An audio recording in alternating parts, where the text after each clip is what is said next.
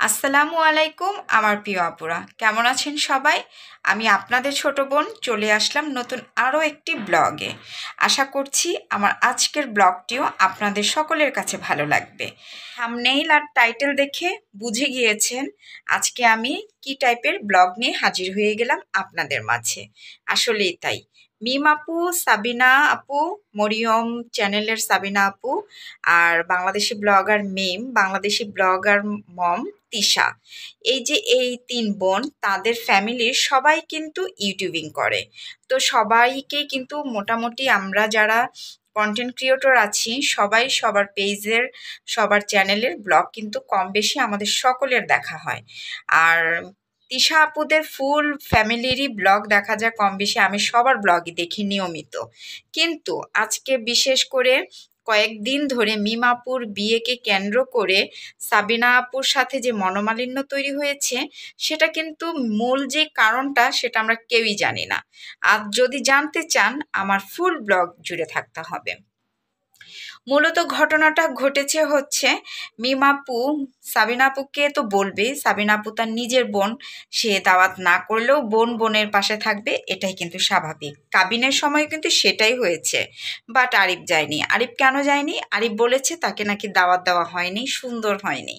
এখন মিম আপুর উচিত ছিল আসলেই আরিফকে একটু, আরিফ ভাইয়া মনে করেছে আমার মাকে বলে না, আমার ফুল ফ্যামিলিকে বলে না, আমি একা কেন যাব।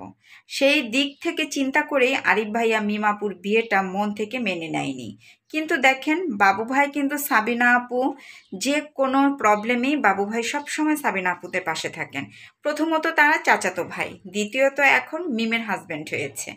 যাই হোক, আমার কাছে তাদের ফ্যামিলিটাকে ভালো লাগে, সবাইকেই পছন্দ করি।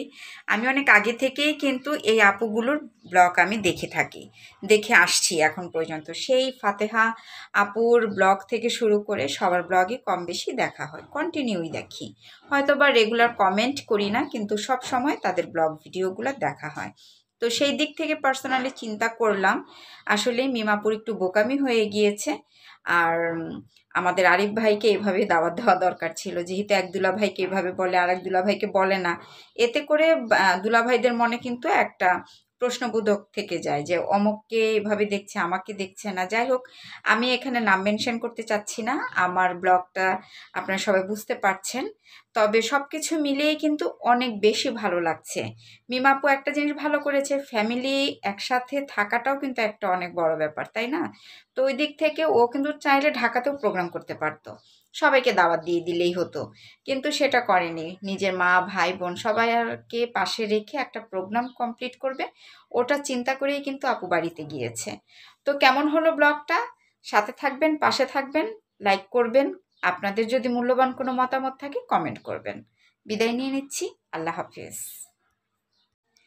কত ভাগ্য, তাই না? এই যে ফাইনালি কিন্তু সাবিনা আপু মূল প্রোগ্রামে অ্যাটেন্ড করেছে, কিন্তু মুখে তার বিন্দু পরিমাণও হাসি নেই, কারণ তার ভিতরেও কষ্ট হচ্ছে। কি থেকে কি হয়ে গেল সব কিছু, সময়টা এরকম হবে সে ভাবতেই পারেনি, কিন্তু ঘটে গেল। যাই হোক, তারপরেও সব কিছু পরিপূর্ণভাবে হয়েই যাচ্ছে, কারণ আশেপাশে যাদেরকে ইনভাইট করেছে সবাই কিন্তু সেই ডেট অনুযায়ী অ্যাটেন্ড করবে। আর এই তো এখন মিম আপু তার দুই ভাইয়ের কোলে চড়ে চলে আসলো গায়ে হলুদের গোসল করার জন্য। যদিও এটা অনেক ভাগ্যের ব্যাপার, ভাইদের কোলে করে। সবাই দোয়া করব মিম আপুর জন্য।